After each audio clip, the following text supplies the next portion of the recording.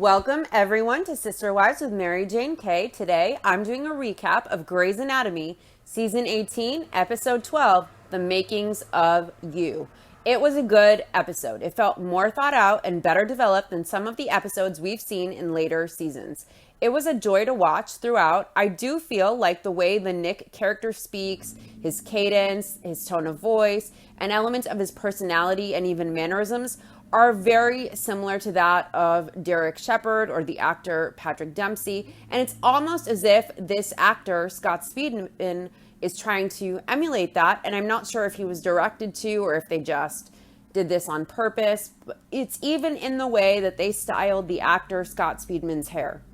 I would have liked to see them go in a different direction than Derek, having someone who had a quality similar to Derek, because that iconic pairing is kind of irreplaceable, and the character suits the Meredith character, but it's so boring and it's kind of vanilla. Derek's style of character with a slight ego, yet being super intelligent and charming, who speaks in kind of a quiet type of way, and who seems really deep and broody, that worked with Meredith when she was younger and she was darker and twistier than she is now. I don't know, if it were me, I would just go in a different direction than a Derek-esque type, even down to the hair and the manner of speaking. I just think it's already been done. It's just vanilla. No one that they put Meredith with will please everyone or ever compare to the type of chemistry or love that Meredith had with the Derek character. So I would go in a different direction, but the fans won't be 100% happy either way, and they can't revive Derek. So I just think, why not just give the Meredith character something a little different, a little unexpected, and a little less just vanilla?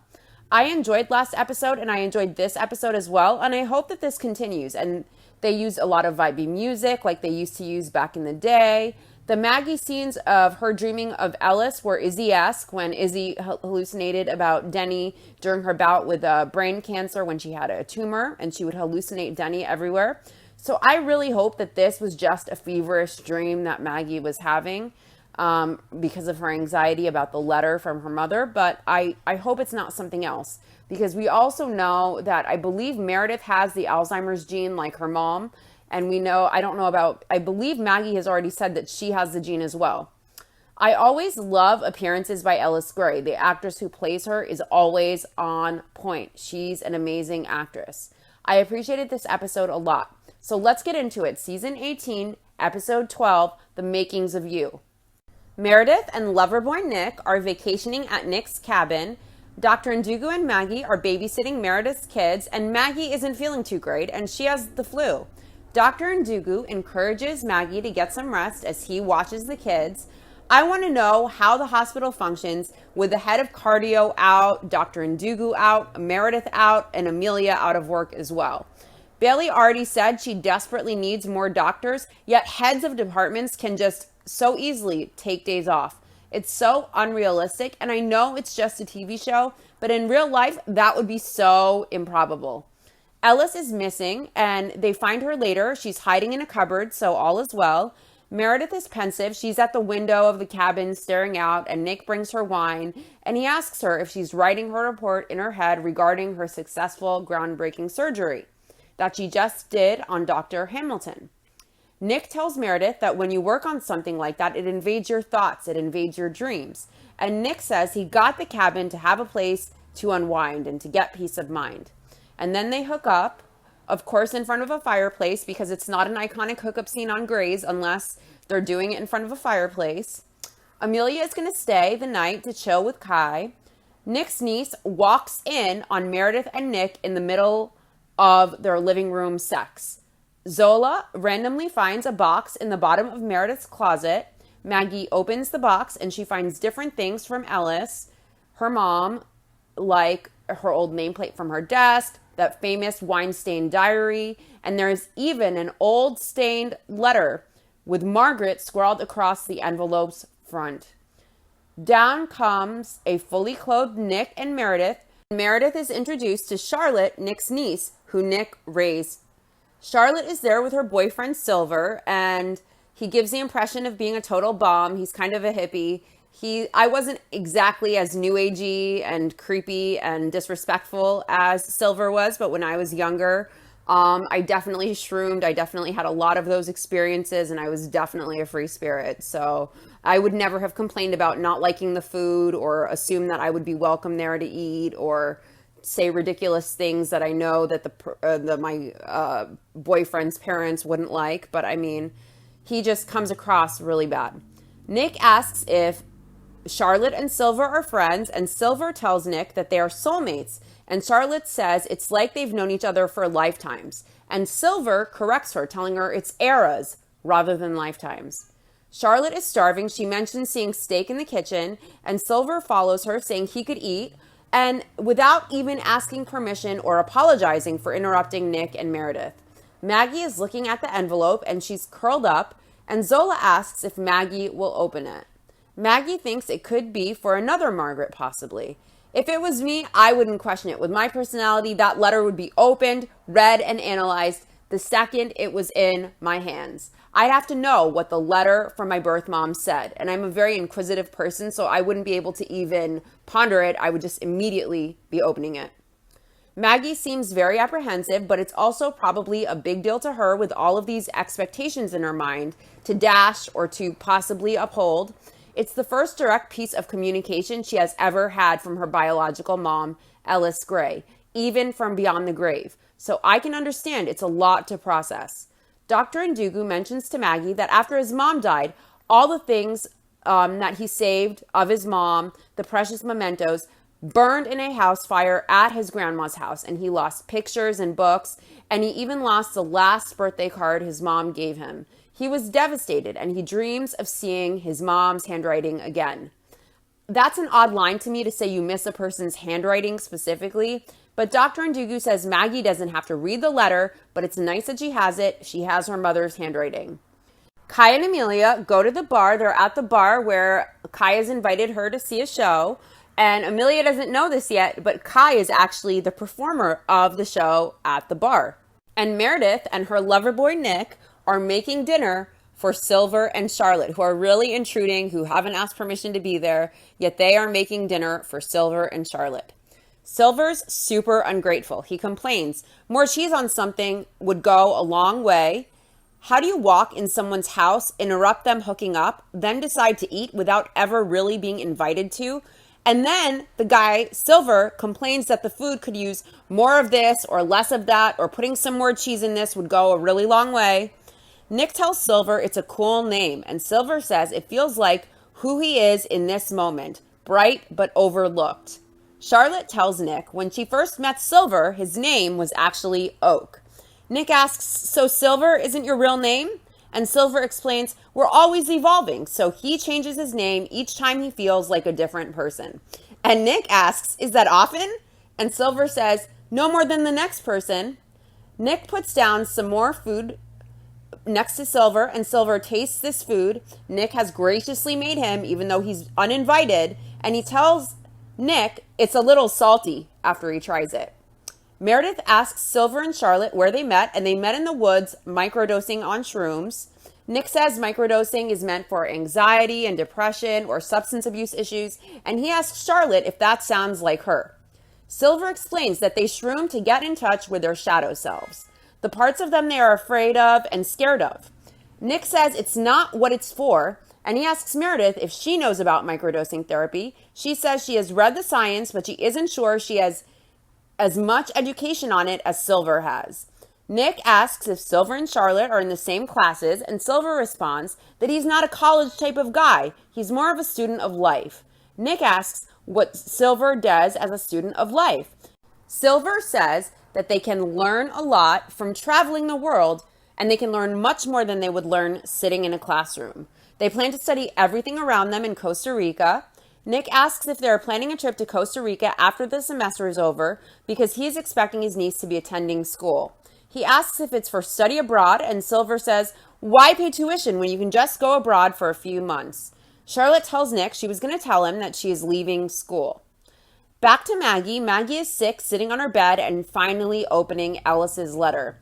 It's very Ellis, down to the wine stains, just like in her journals from back in the day. Ellis says she has to admit that letter writing is her preferred form of communication.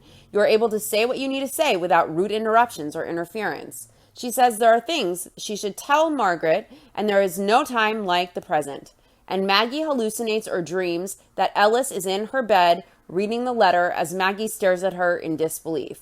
This is very Izzy Denny brain tumor, and I hope this is just a feverish dream or Maggie imagining and not something more.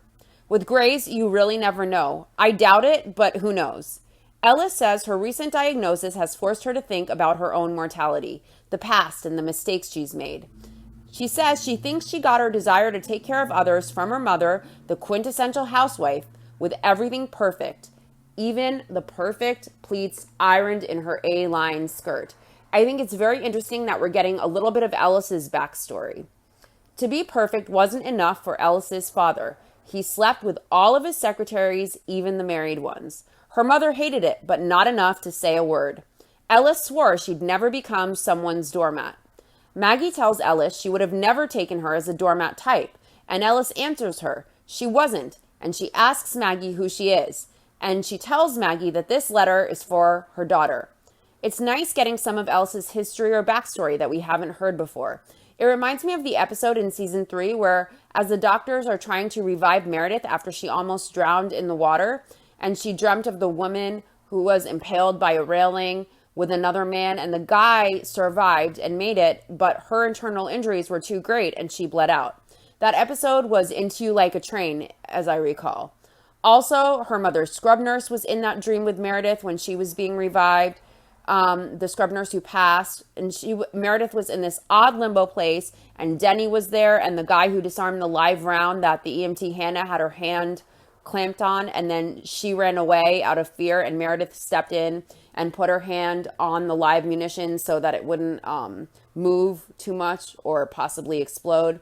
And the bomb squad moved the patient to be not over the gas line, and they got the round out, but it exploded in the bomb squad guy's hands as he walked down the hall, and he passed away. He was there in her dream as well. And in the end of that dream, Meredith sees her mom, who had just passed, and she knows already when Derek and Richard tell her that her mom didn't make it because she saw her in the dream. And in the dream, her mom tells her to go back, and she eventually comes to life. I believe when Christina walks in the room and starts talking to Meredith, if I'm correct, but I might be mistaken on if that's exactly when Meredith woke up. That reminds me of this. Maggie tells Ellis that she's Maggie, Margaret, her daughter. I am one of your daughters, Ellis. And Ellis just sighs. And she goes, annoyed. And she says, where was I? Ellis continues reading the letter. She seems very intent on reading the letter and very basically ignoring Maggie and dismissive of her. She continues reading the letter. She swore she'd never follow her mother's example. That was short-lived. She ended up as Richard Weber's doormat. She loved him, even that part of him that was married, because that meant she could never end up like her mother. Maggie steps closer to Ellis, her mom, and Ellis sternly tells Maggie not to hover over her, that she's distracting her. Maggie says sorry, and she asks Ellis to please stay, not to go anywhere, to keep reading. As Maggie is either dreaming or hallucinating from fever or having some type of break, which I doubt, Dr. Ndugu is watching Meredith's kids. The kids are running around, and Dr. Ndugu wants them to settle down quietly so Maggie can sleep. He tries getting the kids to play Connect 4, but they don't seem interested, and he seems like he's starting to get a little frazzled. Zola asks Dr. Ndugu if he was scared when his mom died, and he says he was scared. He was a lot of things. Zola says she was scared when she thought Meredith was dying, and Dr. Ndugu says he was scared too. But thankfully, Meredith is here now and she's okay. Zola says, yeah, but she's still scared. Dr. Ndugu says he understands that and he thinks all they can do is try to take advantage of the time they have now with the people they love. Derek and Ellis are running around and Derek gets hurt. He scrapes his knee and there's a little bit of blood. Back at the cabin, Nick and his niece, Charlotte, are fighting over her decision to quit school. She says she intended on telling Nick, and Nick asks when, and she says soon. She tells Nick she knew he was going to do this and be him and freak out. Nick asks, how is he supposed to react to the news that she is dropping out of college? Charlotte says she's taking time off, and Nick tells her she has 2 years left. Charlotte insists she wants to travel now. Nick tells her she needs to finish college first and then travel the world. That's how it works. Silver interjects that the world really is the best classroom. Meredith tells Nick that Silver isn't entirely wrong. He asks Meredith if she's serious. Charlotte says she and Silver want to elevate themselves, and Costa Rica is all about wellness. Silver assures Nick he's planning some sweet meditation workshops. Nick tells Silver he's got to stop talking, and it looks like he's about to lose his shit. Charlotte says they're staying in Eco Lodge and they're going to be surrounded by nature. Nick asks his niece if she's hearing herself. He asks if he's the only one that thinks this is completely ridiculous. He looks to Meredith and he says, "Please help me out here." Meredith stays silent and he says, "Wow, thank you." Charlotte tells Nick it's not his decision to make. Nick asks Charlotte how she'll pay for it, and she has money saved and they'll make money with Silver's meditation workshops. Silver tells Nick they are pay what you can, and Nick says that sounds about right. Nick asks Charlotte, so what happens when you change your mind about the Eco Lodge and your soulmate and Silver turns out to be bronze? He tells his niece she will be stuck in Costa Rica with no money, and who will she call then? And Charlotte says, "Not you," and she walks off. Nick says he's the only one she can call. Silver is still chomping on his steak, completely unbothered, and he says he thinks the steak is Wagyu. Kai and Amelia are at the bar talking about the afterlife. Amelia is surprised as a neuroscientist that Kai believes in an afterlife. Kai doesn't believe life on Earth is all there is. Kai looks at this life as one long journey. Amelia thinks living life after life sounds completely exhausting. She doesn't seem too down for that. Kai thinks that we improve with each life, so the next life will be decent. Kai tells Amelia to temper her expectations. The band is okay, the vibe is good, and Amelia says she would listen to bad karaoke right now. Kai goes on stage and performs, and Amelia is totally loving it. They hook up next. Nick is pissed. He's outside. He's chopping wood, brooding, and it kind of, again, reminds me of Derek after he found out his mortality rate from surgeries. Remember, he took a break from being a doctor, and around the time when he hit Meredith's wedding engagement ring into the woods. And he's brooding, and Meredith finds him outside chopping wood, and she explains that she used to be Charlotte. She had the pink hair. I had pink hair. I loved having pink hair. And she traveled all over Europe when she was about Charlotte's age, and she had soulmates that were fun. Nick asks if that is supposed to make him feel better, and Meredith answers, maybe. She's just saying that things worked out okay for her. Nick asks Meredith when he thought he was dying, what did he ask of Meredith to do for Charlotte? And Meredith answers, to make sure Charlotte got an education. Nick says that's right, and Meredith should know this is not up for discussion. Meredith asks, because of your sister? Nick says he's not going to talk about his sister right now, but I'm not 100% sure, but I believe she passed and she made bad life choices, and Nick raised Charlotte from a young age when Nick's sister passed. Meredith warns Nick that if he keeps trying to control Charlotte, he will lose her. He has to find a way to let his niece be who she is. That's the one thing Meredith does know about being a 20-year-old woman. She tells Nick she gets that it's hard, and Nick says she doesn't get it. He tells Meredith she had a mother who was a surgical genius. His niece had a woman who couldn't even recognize her 9 times out of 10. He says Charlotte is genetically programmed to make huge mistakes, and Nick spent the last 10 years raising her to make sure that does not happen. So Meredith doesn't get it. Meredith goes back inside after that. Derek tells Dr. Ndugu that Ellis pushed him into the fireplace, and Ellis says Derek pushed her. And now they're fighting over a stuffed animal, tugging at it to see who gets it, fighting over it. Dr. Ndugu tells the kids they don't want Maggie to wake up or she'll see the blood on the carpet from Derek's scraped knee. Zola tells Derek she told him not to run in the house, and he tells Zola that she always runs in the house. Dr. Ndugu is cleaning up Derek's knee. He makes it a game, playing emergency room, and that was really smart of him to keep the kids calm and involved and make it into a game. Zola will help Dr. Ndugu as the resident to assist him, and Derek is the patient. He asks Zola to prepare the antiseptic.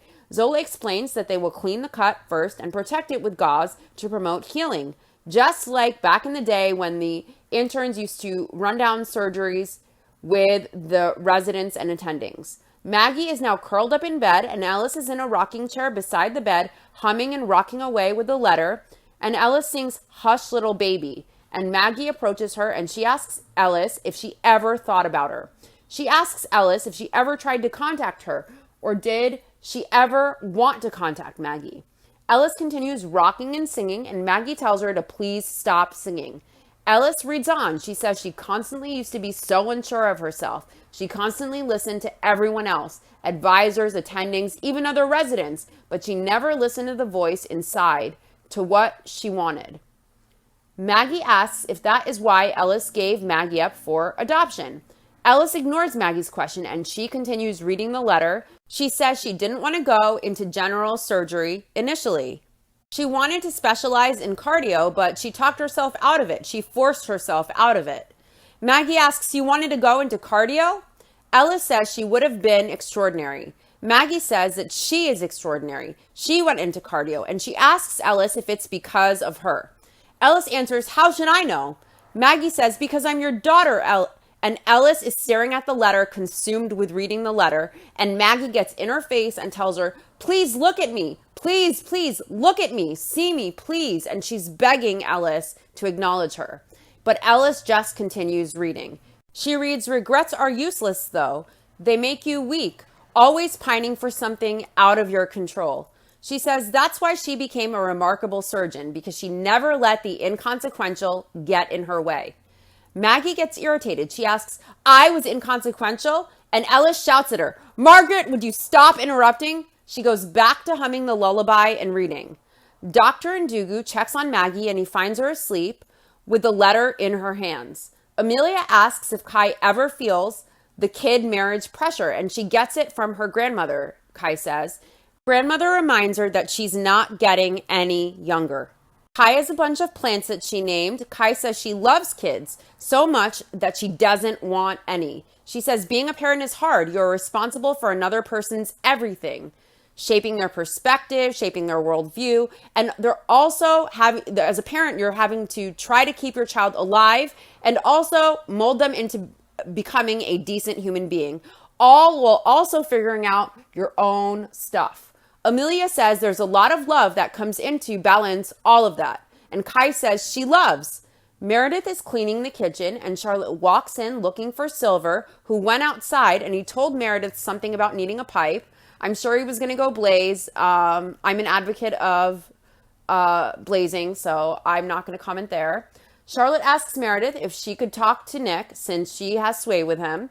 Meredith tells Charlotte she reminds her a lot of herself, but she's braver than Meredith was. Meredith tells Charlotte she thought she was rebelling against her mother, but she was actually doing exactly what her mom wanted her to do. Charlotte insists she's not rebelling. Meredith asks Charlotte if she's sure, and Charlotte is sure. She wants something new and different, a change. And the last 2 years of college were not what she expected, and she's been thinking about the way she wants to live her life, and maybe it's not like other people, or how her Uncle Nick wants her to live. Meredith tells Charlotte that he means well. Charlotte tells Meredith Nick is so worried about her becoming her mother that he doesn't see who she actually is becoming. Meredith tells her it's hard to live outside of the shadow of your parents. Charlotte says Nick is making it harder. It's always been his way or no way. And she says Meredith will see that eventually. She asks if Meredith will talk to her uncle, and Meredith tells her that she can do it herself as Nick walks in the room. Ellis continues reading the letter, saying she stopped doing what was expected of her after Richard. After Richard, she started doing what was best for her and only her.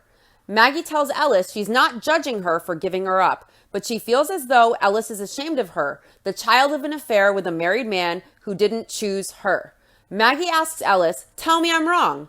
Next, they are both in bed and Ellis has her arm around Maggie. Reading on, she says that the first time she met Bill and Diane, Maggie's adoptive parents, she was so nervous that they would judge her, but it was nothing like that. They were kind and loving, hardworking people who really wanted a child. Maggie asks Ellis, "You chose my parents?" Ellis tells Maggie she knew Maggie would be in good hands. They were Ellis's first choice. She just knew. They asked if Ellis wanted an occasional update about how Maggie was doing, but Ellis declined to get those updates. Maggie tells Ellis she's not a dinner invitation to decline. She tells Ellis, "You declined? You weren't the least bit curious about me?" She tells Ellis she's the one who thinks everything she touches is extraordinary. She didn't want to see if Maggie fit the bill. Ellis turns around to sit facing the opposite direction of Maggie, and Maggie tells her to look at her, that Ellis doesn't get to avoid her now. She yells, "Look at me!" Ellis loses her temper. She yells, "What do you want me to say? That I wish it was different? That I wish that you and Meredith and she and Richard could have been one big, happy family?" That was a childish fantasy. It was never going to happen. Maggie says she is here every day in the shadow of the great Ellis Gray, a living and breathing and walking and talking mistake, the one that wasn't good enough to be approved. Ellis says Maggie doesn't know how hard it was for her, but she picked up the pieces and moved on. She did it on her own. Maggie says she spent every day wondering why she wasn't worthy. Maggie asks Ellis, did she ever think about how she might feel? Ellis said she made a decision and she stood by it, and that decision not to see Maggie, she doesn't regret one bit. That decision she is proud of. Maggie wakes up screaming, and in comes her husband, Dr. Ndugu, to ask what happened and if Maggie is okay. Maggie says no, she isn't okay, that Ellis is awful. Maggie says she's exactly as Meredith described her. Maggie doesn't think she will finish the letter. Dr. Ndugu tells her, don't finish it, and no, whatever it says does not change the amazing person that she is. Maggie says she knows, but she wishes she didn't need Ellis, her biological mom, to know what an amazing person she is too. Nick is talking to his niece. He tells her that finishing school will give her more options. It's something most people don't have. And Charlotte asks if by most people he is talking about her mom. And Nick says yes, her mom could have had options, but she threw them all away. She made the same mistakes over and over and over again. Charlotte says she knows, she was there, and Nick tells her to act like it. Nick says he just wants what's best for her, and Charlotte tells him, based on what you want, not what she wants, and Nick says it's based on a lot of life experience. Charlotte tells Nick most people aren't like him. Not everyone wakes up one day and immediately knows what they want to do, and she needs to figure stuff out by herself. And she asks why that can't be okay.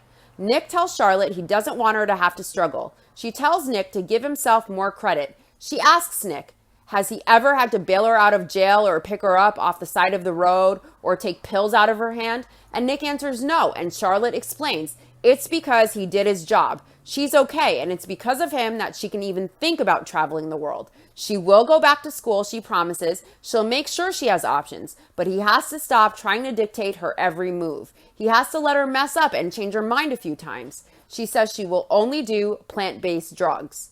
Maggie falls asleep and back into the dream with Ellis reading her the letter she wrote her.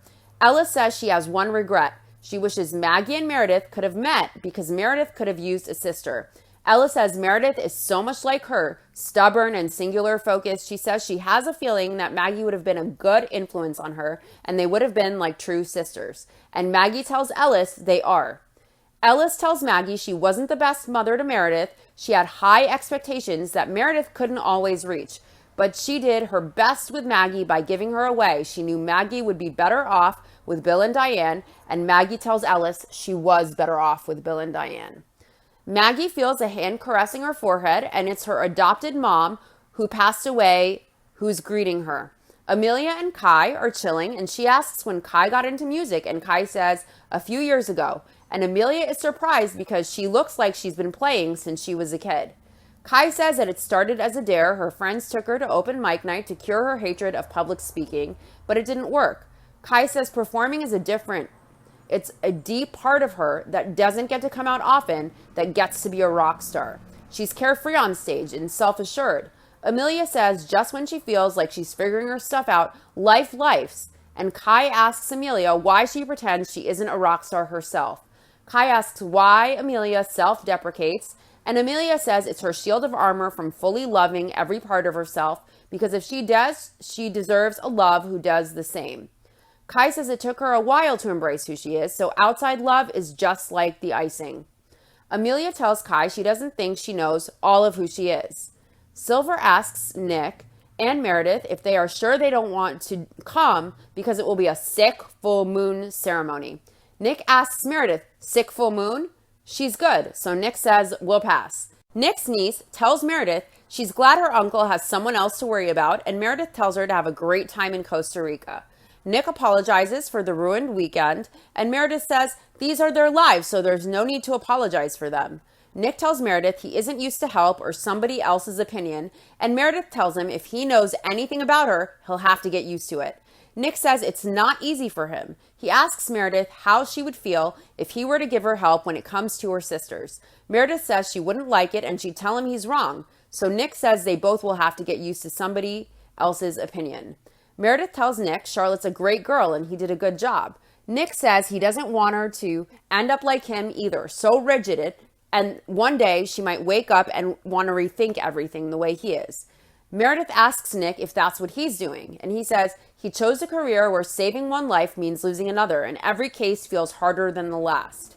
Meredith asks if he's thinking about quitting, and he says no, and then he says he doesn't know. Meredith tells Nick that Dr. Hamilton thinks she took the project because she is really trying to cure Alzheimer's. And Nick asks if it's true, and Meredith says she doesn't know. She also doesn't know if she can go back to Grace Sloan to be chief of general surgery anymore. Nick and Meredith go for a walk, and he tells her earlier today she saw that he's not the most patient. Meredith asks who's patient when it comes to their family because she isn't either. She tells him she also has a temper, and Nick says he doesn't believe it. Nick tells Meredith he once threw a tractor after losing a patient. Meredith tells Nick she has a hard time trusting people. Nick tells Meredith that when he's falling in love, it scares him because he's done it very rarely in his life. He doesn't love the feeling of losing control.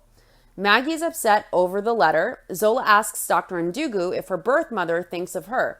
Dr. Ndugu asks Zola if she thinks about her birth mother, and Zola says she wonders about her, but she feels bad about it. She doesn't want to make her mom sad.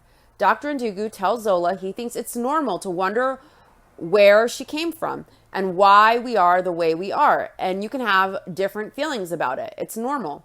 Growing up, he didn't like being around his dad because of the decisions his dad made, but his mom is his hero, and Zola says, so is mine. The next morning, Kai wakes up and Amelia is up in chains. She tells her that she could stay, and Amelia says she can't stay because she's a mom, and when she's in Minnesota, she misses her son with every cell of her body, and she hopes that that part of her doesn't scare Kai away because that is a part of her that she truly, deeply loves. Meredith flies back home, and she looks at the letter Maggie showed her and tells Maggie she can't believe Ellis wrote this. It doesn't seem like her. Maggie says it's not like she mailed it, and Meredith says her mom could have forgot she wrote it because we know that she had Alzheimer's. Amelia asks Maggie if she's glad she read it, and Maggie doesn't know, but she always felt like something was always missing, and Maggie thought it was Ellis, but it's not, and then she burns the letter from Ellis. Meredith's voiceover says, who you really are is the result of many, many things. How you deal with fear, who you surround yourself with, how you show up when it matters. That does it for this episode. Thanks for listening. See you guys next week for the next episode of Grace. I'll also be uploading one true crime episode regarding Lakai from My Sister Wives fans out there. There was a planned Christmas Day murder-suicide, a $4.7 million lawsuit, and an affair, all tied to the world-famous Lakai featured on Sister Wives during Cody and Mary's 20th wedding anniversary, and also Lakai was the venue for Aspen and Mitch's wedding. I'll put that out very soon. I'll also proceed with season 1, episode 6 next weekend.